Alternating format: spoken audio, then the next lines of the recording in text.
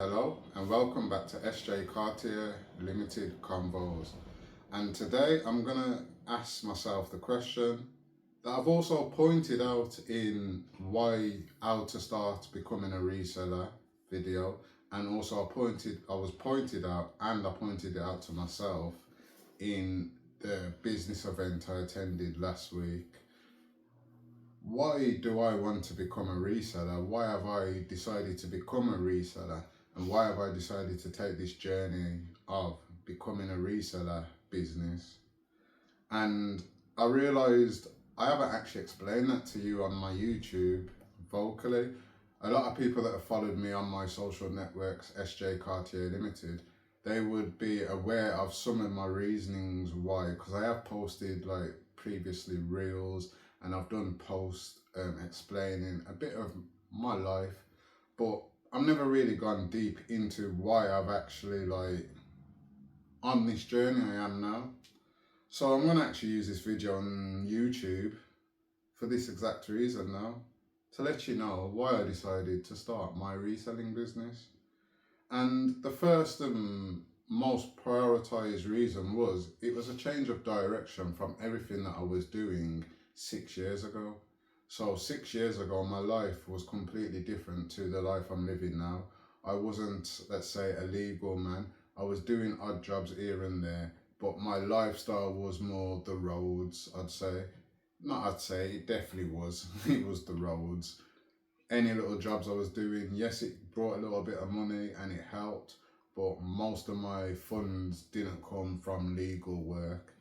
And then I actually met my partner in London, and I actually, funny enough, I actually was living in a shared house at this time as well, bidding on houses, trying to get my own place.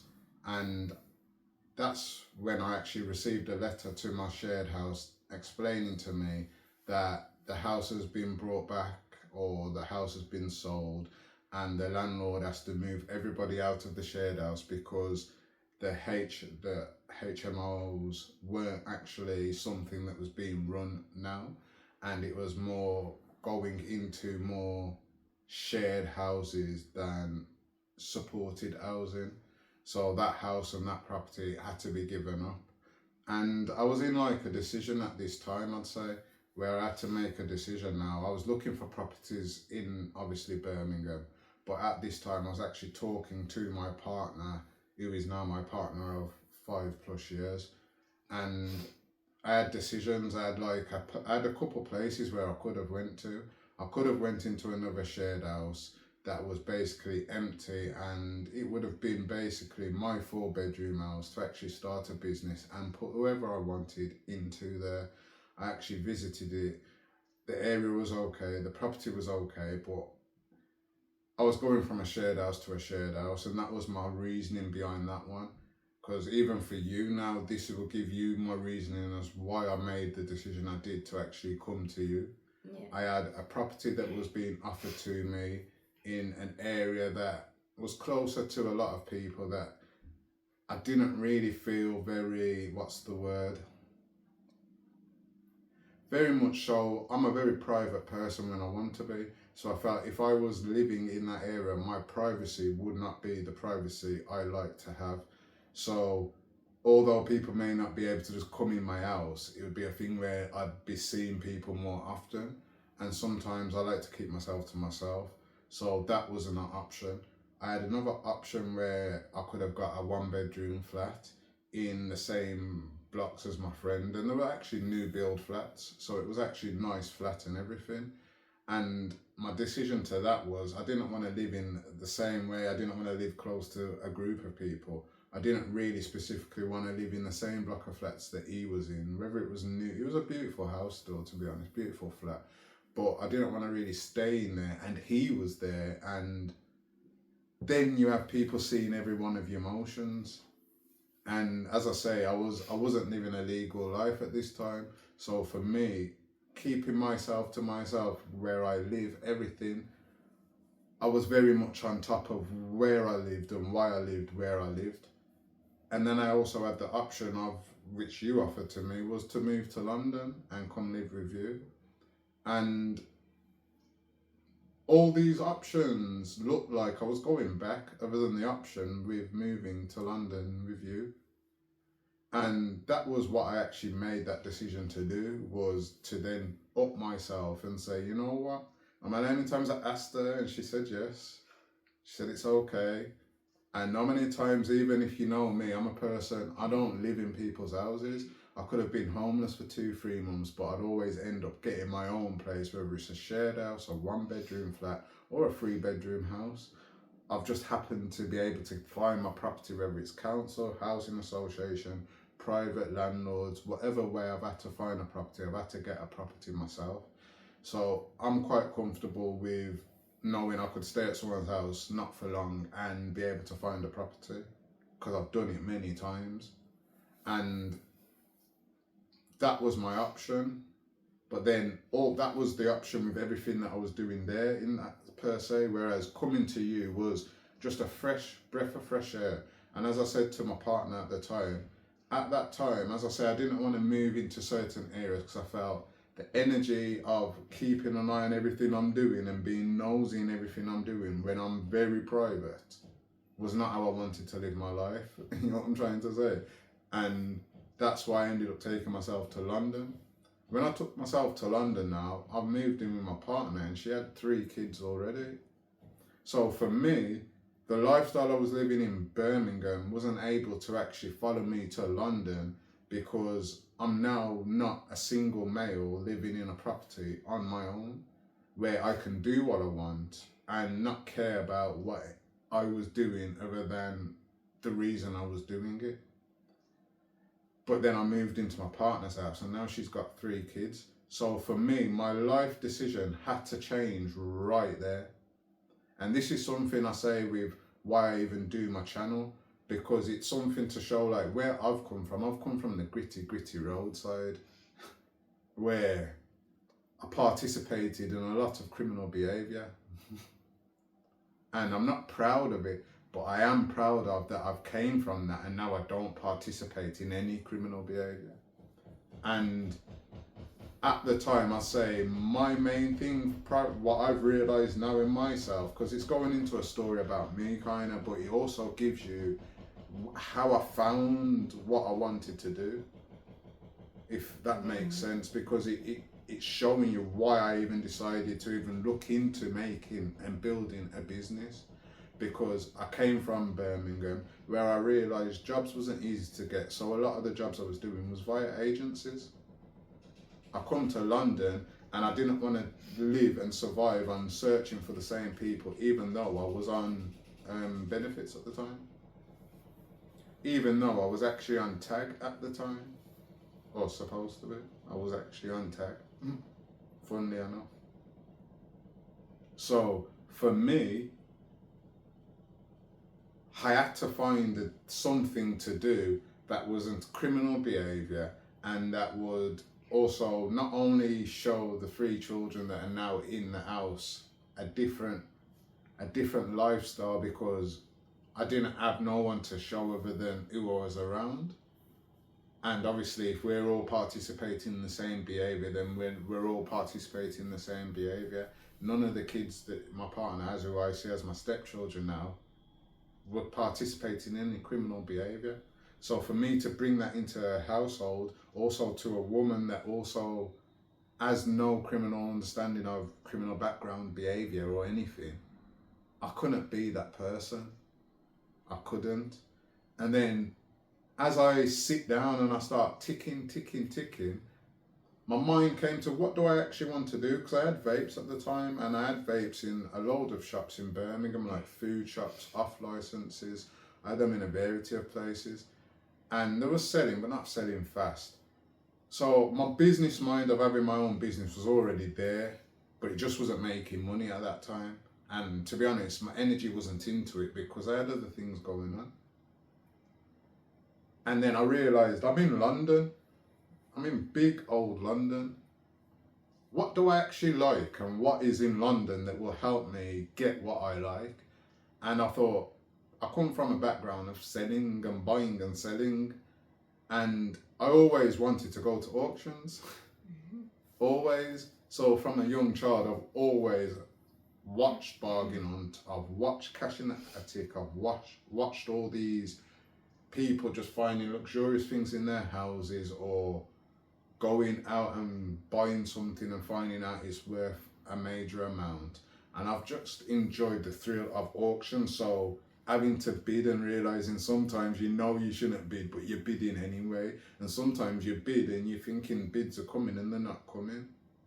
So I enjoy the thrill of actually bidding and sometimes paying a bit more, but sometimes paying a little less, and being happy with what you got, and having to realize that you like this item more than somebody else. So I thought, I'm in London, auctions. What do I actually want to sell though when I'm going to auctions? Because this is how my mind's ticking. What do I want to do? What do I want to do? And when we think of it, my first auctions, my main priorities was comic books, media, and jewellery, and home appliances, funnily enough. And when I think of it, my mindset has completely changed from what my mindset was there, because my mindset was completely, as I said to you, in how to become a reseller when you have no knowledge and no connections. You have to kind of, have a love for something, and it's not just for the money, even though we want to make profit. And I'd say, if I had more money to invest at the time, I may have stuck with jewellery as well. I may have. But even to say that, the first jewellery that I brought was a couple Cartier watches, a his and hers, and a couple Rolex, and they turned out all to be fake, basically. I think one of the Cartier watches was supposed to be real, supposedly, but because this was my first auction and I spent quite a lot. Well, it was amongst one of my first auctions, and I spent quite a lot. I realised that I have to know what I'm buying and I have to have some knowledge in what I'm actually buying, instead of just buying things for luxury and I could be selling something fake. I'm not trying to come from an illegal background to a legal business where I now sell fake or replica products. It's not where my mindset was at. So obviously my mindset was obviously comic books, because I realised comic books, you can make a bit of money from comic books. And also I actually just remembered I just wanted to collect comic books again, to be extremely honest. So when I saw my first set of like Batman comics, that was me, to be extremely honest. And that started me off. Like, I just seen a lot of Batman comics and I went and brought them, and I came back with I got them sent to us, and that started like my comic book collection again, as well as it made me now realise, I'm gonna have to start selling comic books, because I want to buy some of these comic books, but I can't buy them all immediately. So I have to kind of buy loads, keep some, sell some, move some on, and just try and grow in my comics. I realised with DVDs and Blu-rays, as I said to my partner, it's very hard to get them now. They are very much online. It's not like we can just go to HMV or go to one of those pound DVD stores, or even go to the local Chinese person who's got these cheap DVDs. It's not like they're just there. And I'm a person that loves films and loves documentaries, loves TV. I love watching things. And I realised that as somebody that loves watching these things and trying to buy these things, I realised it's hard to find the films that you actually want. And when you do actually find them, they're kind of expensive, and more time. I wasn't buying as much films before when I came to you compared to years before. And that was due to the availability of them. There wasn't just there. The HMV stores were now closing and going online. So like getting films and just being able to pop in and buy a DVD, everything was online. So I realised, for me to get my own DVD collection up, and to realise that a lot of people forget about DVDs and put them down, but we all like to watch something. I thought, as a business, I want to be able to supply a service to people. So with the comics, I'm trying to supply myself and build my collection, but I'm also trying to get a group of comics and try and complete other people's collections, or even introduce someone to a new comic or writer or artist. I'm trying to kind of breed something from them and bring some love to them in that per se, some entity, something to them. And that's what a film does to me. That's the same thing with CDs. I thought about media. I just thought media is something that I do enjoy. It's not expensive. Media is not just £100, £200. You can buy a film for £2, £3, £4, £5, £7. It's just quick buys for people, and we all watch them, and we all can't find them. So I thought to help people out with that, that's why I went with that. The jewelries, I think my eyes were too big for my belly with the watches because I think I saw Cartier, and obviously because I named my business SJ Cartier Limited after myself, I thought to have a Cartier watch on there would be very nice because it was a his and hers as well. It was the his and hers. Do you get that? So I was quite excited with that. You know what I mean? If it was guaranteed real, we may have kept them. Do you get that? And the rollies were supposed to go. And another reason why I sent them Cartier watches back, because the rollies were fake, and because the rollies are brought as a lot as the watches, I didn't want to keep the Cartiers and they were questionable. I'd rather send them back with the rollies and get my money back because they were advertised as what I presumed as they were. And when I looked at the faces were very good. They were very good. Probably one or two I was a bit iffy with, but they were very good. So I even could have sold some of them. Remember, I could have sold some of them, but I didn't want to sell one and be stuck with the other three, even if it was the profit. And as I say, I didn't want to sell fakes. So the main start of it for me, as I say, was me going to auctions and me buying things that interested me, that I was able to buy in certain lots and be able to keep and sell some. Keep some, sell some to make profit so I can go and buy more that I can then keep and sell some. And also realising not everybody really was on online auctions at this time. Realised there was a gap for me because a lot of people ain't there, so you was able to find little bargains here and there. Now everybody's all linked up to an auction, so everybody knows when certain auctions are happening, and a lot of auctions are now actually more comfortable with promoting their online services, where when I started, it was a lot of them weren't online. So you had to know how to get to them, or they weren't completely with the online, with the promotions. They were actually having people coming in. But then, as I say, COVID hit, made a lot of people go online, which also, because obviously I was focused on a shop at first, but COVID made me consider it's just best to be online. Obviously, I'd meet customers if they wanted to meet me and buy lots or individual item because they didn't want it to be shipped. I'd do that. I'd meet people that have things to sell and I'd meet them. But I realised that to be online, which is why, because as I say, I've got a few notes here. I'm just going to read all the notes as exactly what they are. It says, change of direction, love of auctions, the love of collectibles, the love to travel. That is my next one. I love to travel. So charity shops and car boots brought out the traveller in me, to be able to travel to different cities, travel to different countries. And when I get to those little cities places or country places or town or villages, I then have to not just be in their local vicinity, I have to then travel a bit deeper, because sometimes there's more charity shops just hidden over there and the car boots aren't by the local centre. So for me, I've had to travel to get to these places. And even with auctions, I've had to travel for auctions, because at the beginning sometimes I didn't read whether they shipped. I've had to travel to auctions because I didn't care that they didn't ship. I wanted what they had in the auction.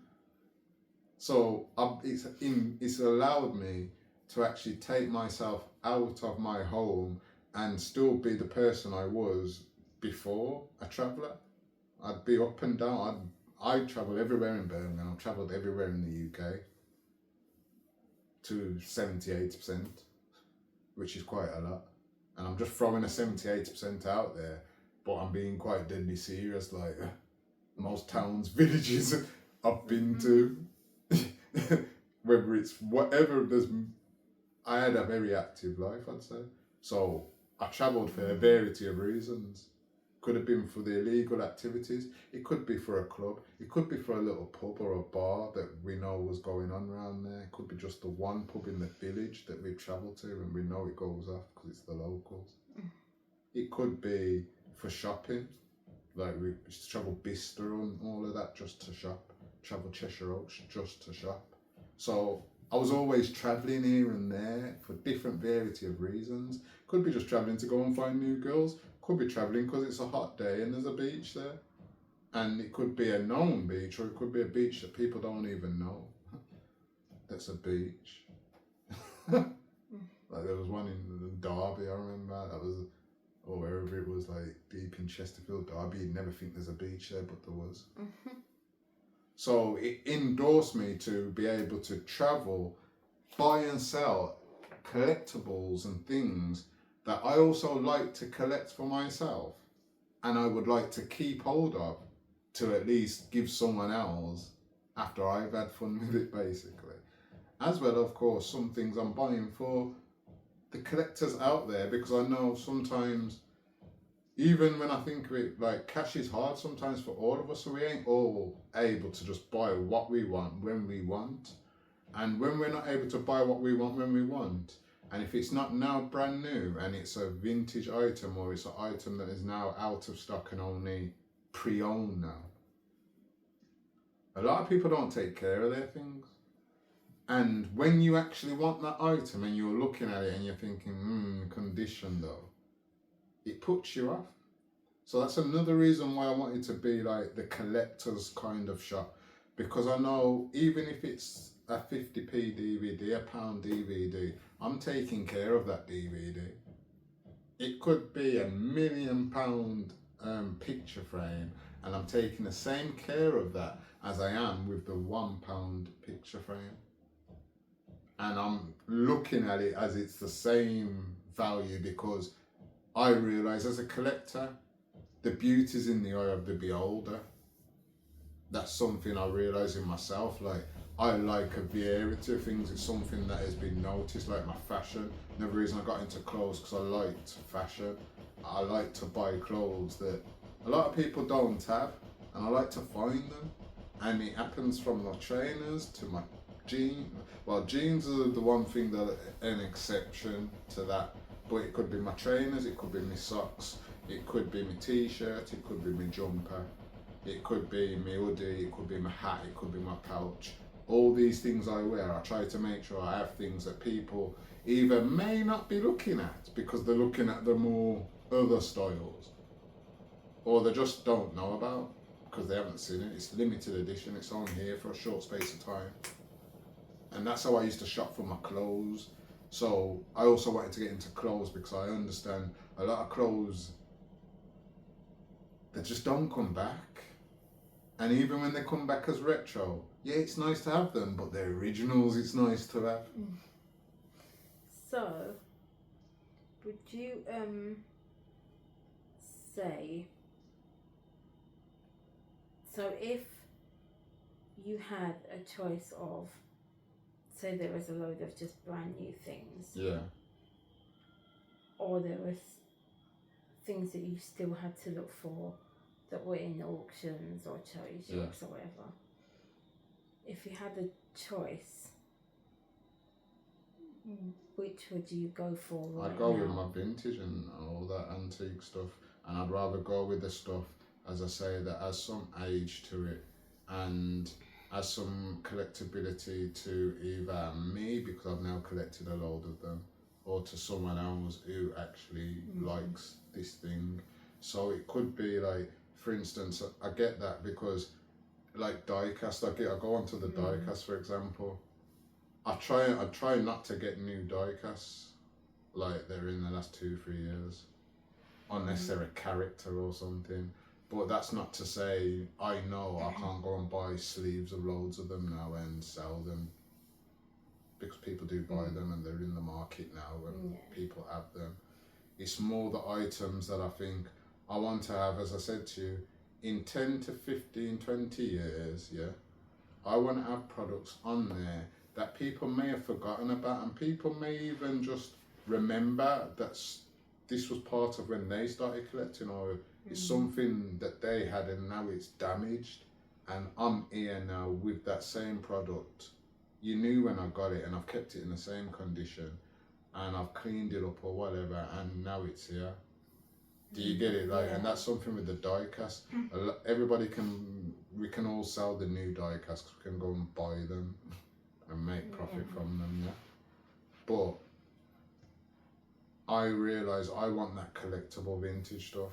Whether there's 1,000 of them, obviously I don't want 1,000 other people to have the same product, but that's my thought plan. Do you get what I'm trying to say? Like, I'd rather have something that is vintage, and whether someone's looking for it now or not, that when the right person sees that, they'll know why they like that. Yeah. And because it's not very modern, it touches something in us that makes us, oh, I remember that. You get it? So that's the same with the music. The music was like, as I say, the CDs and the films. It's because I remember I used to collect a load of films. People come in my houses, I have stacks of films and stacks of CDs and all sorts in my house. And that was because I loved films, and people loved coming to my house because I know there's films. Yeah. You know what I'm trying to say? Like, there's films, not just chilling, listening to music. Like, we can sit down with a group of gal and watch a film. I told you, we used to sit down and play Monopoly and all these things. So it's the same thing why I like board games, because I realise board games are very interactive. Yeah. And I'm trying to like interact with the stuff that interacted with me growing up. Do you get what I'm trying to say? Yeah. So I'd rather go with the vintage stuff than I would the modern. So would you ever consider having both?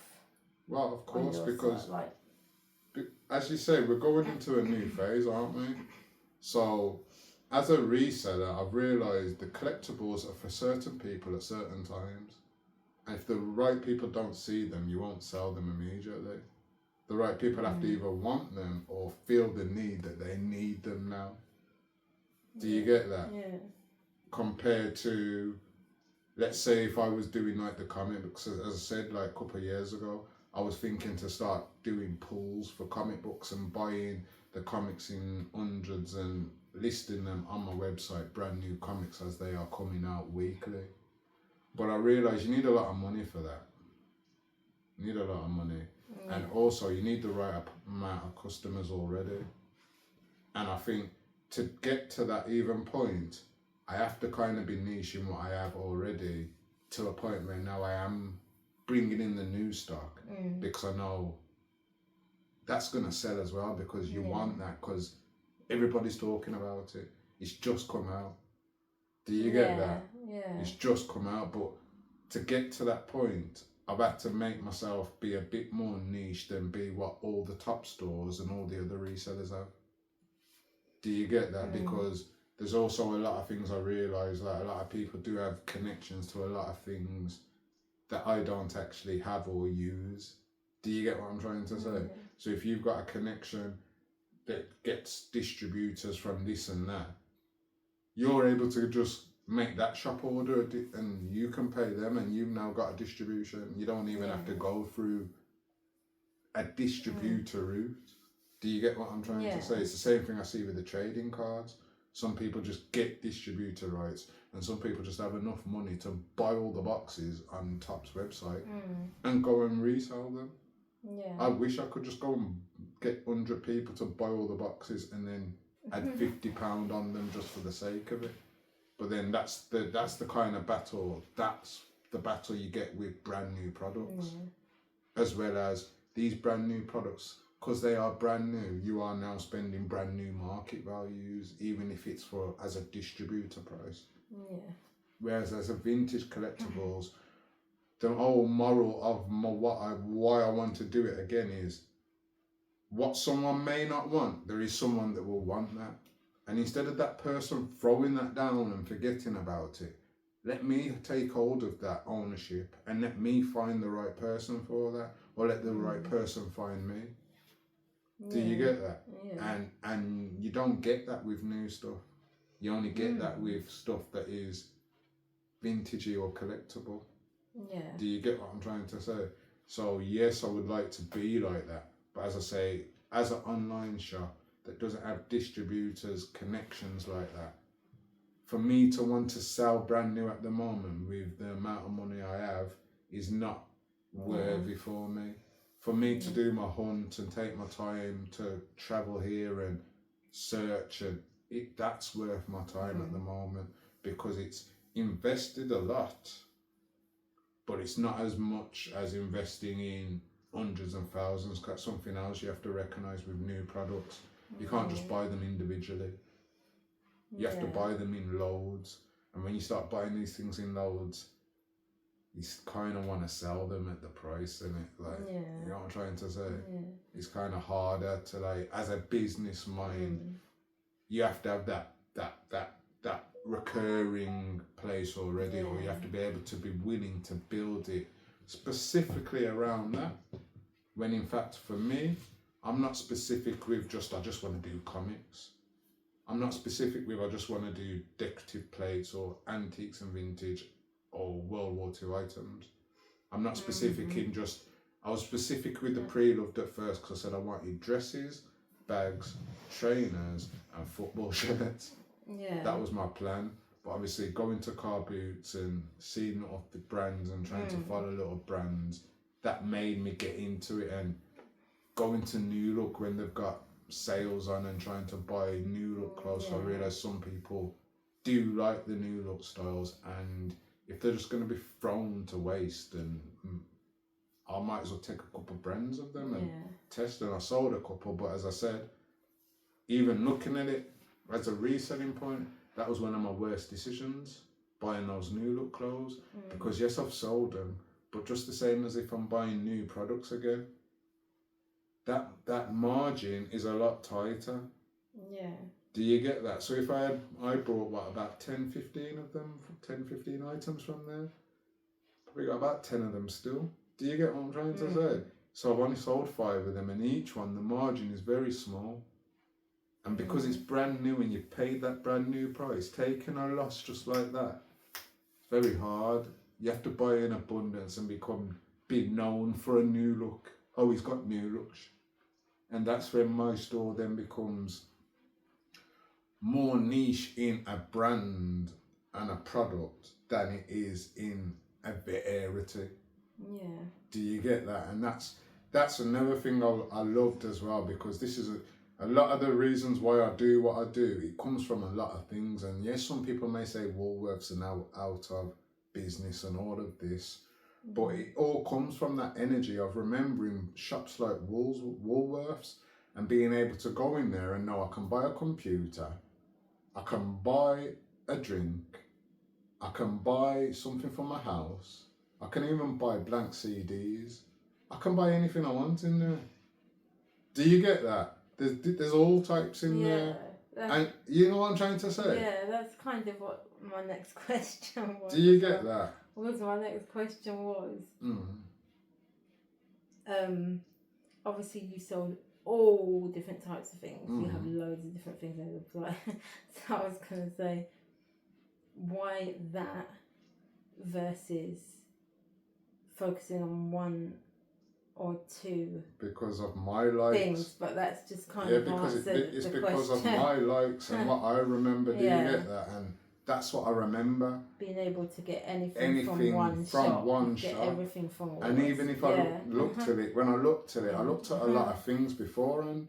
So I actually looked at eBay at the time. So I was selling on eBay anyway. Like before I had my business, I was selling on eBay like loads of things, to be extremely honest. Like my eBay was active and I was a top rated eBay. And when I say loads of things, I was selling figurines, I was selling amps, I was selling toys, I was selling all types of things. CD, DVDs, shall I say, boxes, I was selling bare things. Air conditioners. Phones, everything. Air conditioners, beer things. I was selling beer things. Yeah. So that was all before my business. So you see, if you understand, like, I already understood eBay. And something that my issue was when I was on eBay was, you know what, I want to buy this and this and this. But I have to pay you shipping, I have to pay you shipping, I have to pay you shipping. And you know what? I'm buying them all today. And I want them all to come in like within 4 days, 3 days. And one comes 2 days, one comes 5 days, and one comes in a week. And you're thinking, I want all my things to come to me together because I've ordered for them all today on the same place, on the same website, on the same app. But because there's so many different sellers, that makes it hard. Mm. Do you get that? And then that even stops people from wanting to buy a variety of things like me. Because my issue is I hate when people just take long to ship. If you've taken my money, why are you taking long to ship? Just ship the item. It's your business to take the funds and ship the item. And if you haven't got a system in place that allows you to dispatch any item in 2 days, there's something wrong with your business idea. There's something wrong with your business model, shall I say. Because even for me, as a single person, having to, because you can't do none of the shipping, this is what we've realised, because my stock room, I call it an organised mess, but it's not. Do you get, she thinks it's unorganised, but it doesn't take me long to find everything because I know where I put them. And if everything is in boxes and particularly on shelves, and it's not hard to find anything for me, but it's hard to get into the room, and that's what she and that's what she don't get. Do you get that? It's just hard to get into there. But to actually, once you're in there, there's not much space to manoeuvre, but there's space to know where everything is. And as I say, I like to keep things very pristine and stuff. So things are obviously packed up in certain ways that things can't move unless I move things. Mm. Things can't just move anywhere, and things are organised. So if it's a film, and this is why I've organised, even if she remembers, I don't think you remember, when I first was getting the DVDs and CDs and all, I had loads more games and certain things. Everything was alphabetical, if you remember. Yeah, it was. Everything was alphabetical. Yeah. And that was from the very start. Obviously, as I've grown now, alphabetical has gone out of the plan at the moment because there's so many DVDs and Blu-rays. Even with the books, there's so many now that alphabetical. With my comics, it's the same, alphabetical. If there were the same characters and it was alphabetical through series. Yeah. And that's how I set up my business, because I realised the toughest job of shipping is finding your product. And I was watching a lot of resellers, they're doing SQ boxes and all of this. That's not needed. It's needed if you ain't got a good memory and you don't organise your stuff and you're just buying pure random stuff that doesn't go together. So for me, I could buy comics this year and I could buy comics in 10 years. Those comics will go in short boxes and long boxes in particular areas of the room. The clothes will either hang up if they have to hang, or be folded in a bag or in the silver thing.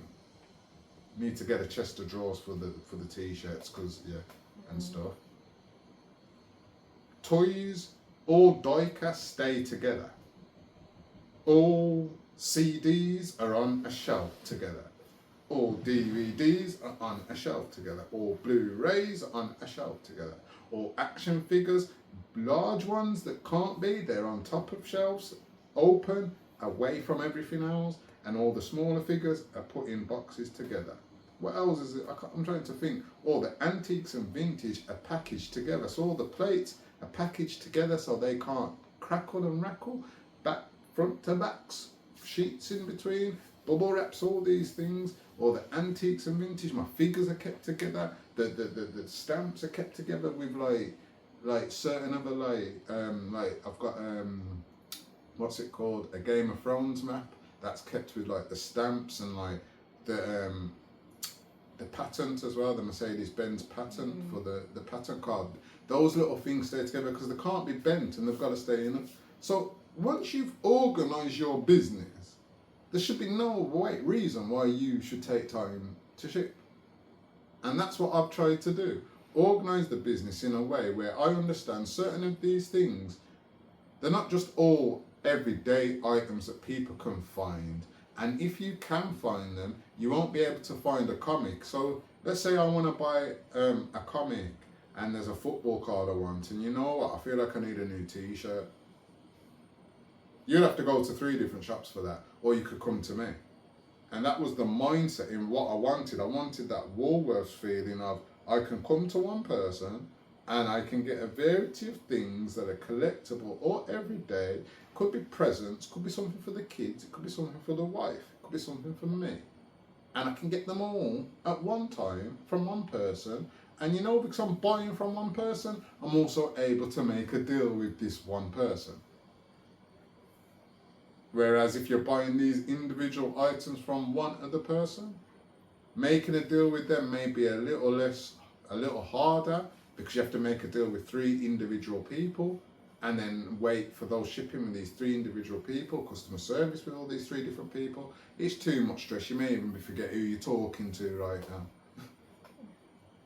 So my whole aim of becoming a reseller was to buy and sell first of all.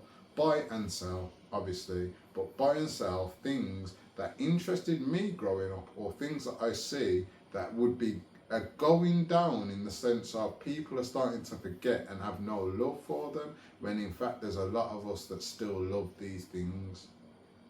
And that could be a base football card, that could be a film, that could be a CD, that could be a random teapot or a decorative plate, that could be an item of clothing that you actually bought brand new, you got a little tear and now you want it back. That could be an item of clothing that you just love the style and you've never seen it before. That could be a clothing, that could be anything. And even when at the beginning, as we say, there was a lot of things I was buying. So I was buying like air conditionings that were like this knee high, and I was shipping them. Yeah, I was buying my house, printers and bloody amps, because I was selling amps before. I was buying all types of things, car things. I was buying all types of things, and I realised I don't want to be selling those things. Yeah, I was making a bit of money, I can't lie, I made a bit of money on them. But when I was thinking of it, this ain't like my passion, and this ain't like my love of selling home appliances. Oh, so you will never go back to No, of course, things. I told you, computers, laptops, phones, those types of things, electrical things that obviously I know interact with me and interact with people that know me, innit? Like, everybody buys a phone, everybody buys a computer, everybody buys games. You know what I'm trying to say? We all have to buy these things. So yes, I would. But then obviously this is as we grow. As I say, I'm still one person. So as one person who does do it a lot alone, and he's not trying to take any loans from anybody, I have to build to a place where I'm able to say, you know what, I can go to Apple myself and say, you know what, Apple, I want to sell these iPads and these iPhones on first release, and I want to get them like that on my website. Boom. How do we work? I could go to Apple, or I could go to distributors of Apple who go to them themselves. I told you, I know shops like that.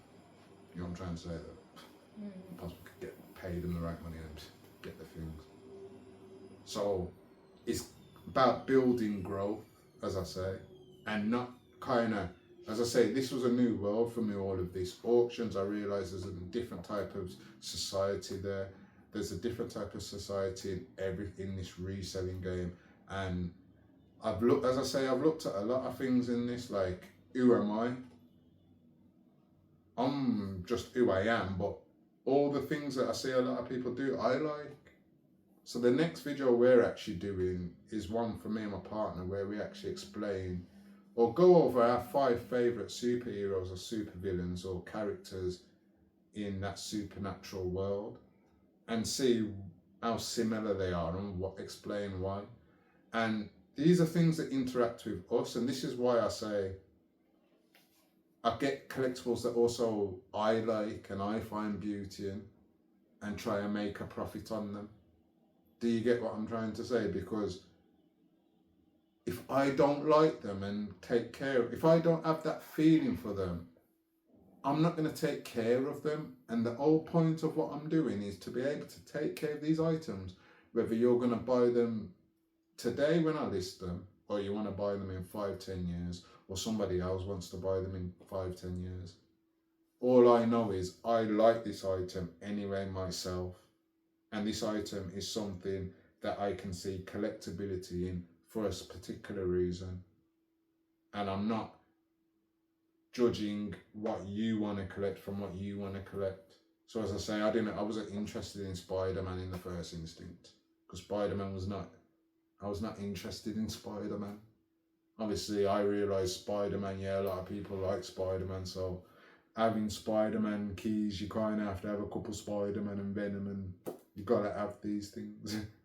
Because I am a comic book collector, and certain comic book collectors just expect to see that. But yeah, I want you to expect to see that, but also want to interact with the people that don't have people expecting to have what they have. I want to be that person that also thinks for the people that don't just want the things that are pushed in your face every day. They want something different. Because I'm different. I want different clothes. Yes, I want all the key comics as well, but there's certain comics I just want for the run, regardless of whether they're key now or key in 100 years. Don't care. I just want that comic, whether it's for the art or for the storyline that I've read in there, and I'm like, nah, I love that. Do you get that? And that's something that I've tried to bring, as I say, the love of my collectibles and the love to find these collectibles. I love finding things. It's just what I love doing. As I say, another reason why I decided to become a reseller was I wanted to make other collectors like me happy to either see something or receive something. So that could be that they've now seen something that they didn't think they would see again, or they didn't think that was still available. And I wanted someone to actually receive a memory or something from something. So like something. I just want people to get something and be happy that they've fulfilled something, than spend on something and not actually feel fulfilled. Like this, why I look for a lot of decorative items, because I realise decorative items just always make people smile. And it's always a talking piece. If somebody wants to bring someone to their house, they may not have as many decorative, they may not bring them. Now they are now lonely. So it's just that feeling of everybody gets something from something. That I enjoy films, so I understand I get entertained from films, so other people get entertained from films and TV series. Other people like collecting football cards, and we don't just like the rare expensive ones. Some of us actually just like the standard base sets.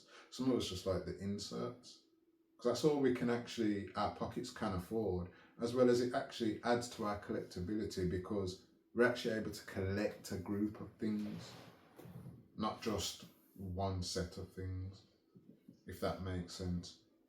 Do you get that? Like, same with comics, as I say, I like Black Panther comics. You don't see Black Panther comics always readily shown. It's not to say there's not a lot of Black Panther collectors out there. Do you get that? I showed my last video, The Something Is the Killing the Children. It's not a lot of collectors of them, but there is. But what is everybody seeing? Do you get that? Like, I'm just happy to get the artwork and see the artwork in there, man. Like, I'm happy to wait and see the TV series and see how it turns out. You know what I'm trying to say? So the aim for me was always obviously to make money. The aim for me was also to fulfill my passion in collecting things I like to collect, and allow me to travel to find these collections, because sometimes these things are just hidden. And something that I also recognised in myself, I was very good at buying and selling. I was actually good at it. I only messed up my buying and selling when jail took me away, to be extremely honest. Like, or when other priorities were taking me away from what I was actually doing. But when it came to making my money, I was all right. You know what I'm trying to say? But you have to realise, the point is, I enjoyed buying and selling, and participating in making someone happy, to be extremely honest. And I seem to make a lot of people happy from a different background, and it wasn't always drugs. As I say, I was selling on eBay previously, so you don't sell drugs on eBay. Do you get what I'm trying to say? And that was part, and I just wanted to make people happy. You know what I'm trying to say? I'm just that type of guy, so that's what I went with. You know what I'm trying to say? And then, as I said, the directions of where I've turned into my business now and owning my website where people buy from me is because I realised, as I say, being on a platform that has a variety of products from a variety of sellers kind of wasn't always good for the buyers. And on the flip side, it wasn't always good for the sellers, because the misjudgments of other sellers would then be put onto yourself. And in some ways, when you do well and you do better than the other people that they've regularly been buying from, they surprise themselves, and it makes them smile and think, oh, look at that. And some of the feedback I used to get was mostly, as I say, I felt like it wasn't just my service, it was the presumption that I wouldn't have any service. And I actually bettered the service from the people that they presumed would have that service. And when I realised that wasn't enough for even eBay, I realised I'm fighting a losing battle, because I'm doing everything and they don't like it. They prefer the people that aren't doing everything and getting returns regularly, and actually using eBay to do scams and stuff. Send items to each other, say it didn't arrive, you get refund, you get covered. All these stupid little scams that, when you're coming from an illegal life, you're not trying to do anything illegal. I'm legal. I don't care about all your scams and what you're trying to do. I just want to run my legal business. So for me, I had to take myself away from those misdemeanors on other people's platform and just run a tight ship on my own platform. And running that tight ship on my own platform would allow me then to grow my platform in the way I want to grow it. And people will start to understand that he actually likes the things he's buying, and that's why he buys them as well. And if you like them, they're here for you. Like, they're here for you. This way I'll try not to buy more than one item. I could buy like 10 items of something and list them all. But I just want to have one item of each thing at the moment. Like, unless it's the football cards and comics. Everything else is supposed to be kind of rare and collectible. So there should only be one of them that I'm able to get my hold of anyway. And that's the aim, to have things that, you know what, when you actually search on these other marketplaces, there's no more than 20 to 50 of them on most of them. And that's what I want my products to be. Do you get that? Like, there's no more than 20 or 50 of them. Obviously, certain things, you have to kind of throw in the little ones and throw in the big ones that are different to what you're normally used to, because it also interacts with other collectors and other customers. So as I say, I was throwing in loads of sets to start off with, because I was learning about the sets myself of football cards. Now I only kind of go with the cards I kind of realise I'm happy with, because I don't want to kind of defraud people either in those ways, like something is better than what it actually is. Do you get that? And this is why I also set up the best offers, because I put my value on everything I've got, knowing how much I pay, knowing how much the market is, and knowing how much is available, and looking at condition of mine compared to what I can see online. And that's my opinion. Down to the collectors to also have an opinion, and that's why my best offers is there, because it allows you to actually tell me how much you think that's worth, and I'll tell you whether I think it's worth more or not. You know what I'm trying to say? But the whole aim, as I say, short, was to just get back into a lot of the loves that I love. That's auctions, that's comics, that's all the antique and vintage stuff. That's getting back into reading books on a variety of subjects. That's getting back to listening to different types of music again, and watching a variety of films, that's also the love of variety of clothes, and whether they're retro or limited edition or everyday, because people do wear them every day. VHS, whatever it is, I've wanted to interact with my love of things and then try and bring my love and interact with the people that love the same things as me, and allow them a place to actually buy these things all from one place and enjoy it. Because the aim is, of course, I've travelled the UK. I haven't travelled as much of the UK reselling, but I have travelled a lot of the UK as a reseller. But the aim is to obviously travel the world as a reseller. I have brought from other countries, but I haven't travelled to another country just for work, to admire history, admire different beauties, and actually bring something back from these areas that we can't find here, and interact with all of us. Because I feel like we waste a lot of money on things that don't actually make us smile. And that's the whole aim of SJ Cartier. Whether you're here, whether you're there, whether you're everywhere, you're gonna get a smile. And that's the end of today's video, because that's all I want to do, make people smile and make myself smile. And that's the aim of the business, and why I obviously have to buy to resell. So yeah, thank you for joining SJ Cartier Limited Combos. I hope you enjoyed this video.